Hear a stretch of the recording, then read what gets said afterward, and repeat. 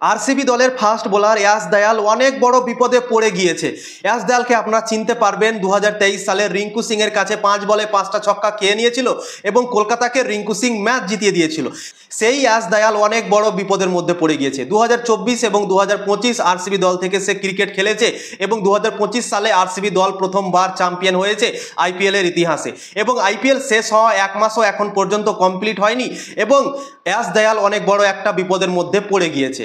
Yash Dayal IPL 2025 সালে 15টা match খেলেছে RCB দল থেকে এবং 15টা ম্যাচ খেলার পর সে 13টা উইকেট নিয়েছে এই বছর এবং দুর্দান্ত পারফরম্যান্স করেছিল এবং আরসিবি কাপ জিতে গিয়েছিল প্রথমবার।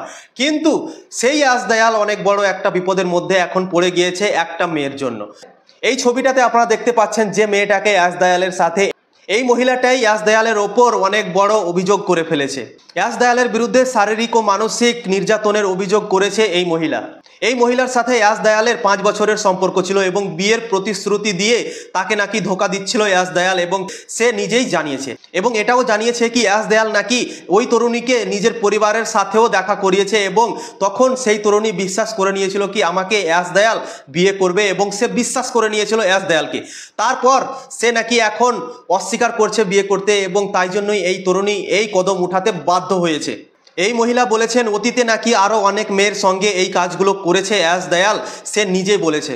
গত 14 জুন মহিলাদের হেল্পলাইনে ফোন করেছিল এই মহিলা, কিন্তু তাতে কোনো লাভ হয়নি। তারপর সে অনলাইনের সাহায্য নিয়েছে এবং উত্তরপ্রদেশের যে মুখ্যমন্ত্রী আছে যোগী আদিত্যনাথ তার কাছে সে নালিশ করেছে এবং বলেছে কি এরকম এরকম কাজ করেছে আমার সাথে, সব কিছুই জানিয়েছে।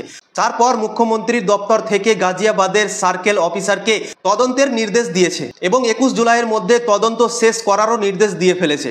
ওই মহিলার কাছে ইয়াশ দয়ালের বিরুদ্ধে অনেকগুলো প্রমাণ আছে, যেমন সমস্ত চ্যাট, তার স্ক্রিনশট, ভিডিও কল এবং ছবি পুলিশের হাতে তুলে দিয়েছেন। তো আরসিবি দলের প্লেয়ার ইয়াশ দয়াল অনেক বড় বিপদের মধ্যে পড়ে গিয়েছে। 5 বছরের তাদের সম্পর্ক ছিল এবং সেই মহিলা ইয়াশ দয়ালের ওপর অনেক বড় নালিশ করে ফেলেছে এবং তাকে নাকি বিয়ের প্রতিশ্রুতি দিয়ে ইয়াশ দয়াল এখন ঠিকঠাকভাবে কথা বলছে না এবং তাকে চিট করছে, তাই জন্য এগুলো অভিযোগ করা হয়েছে সেই মহিলার তরফ থেকে।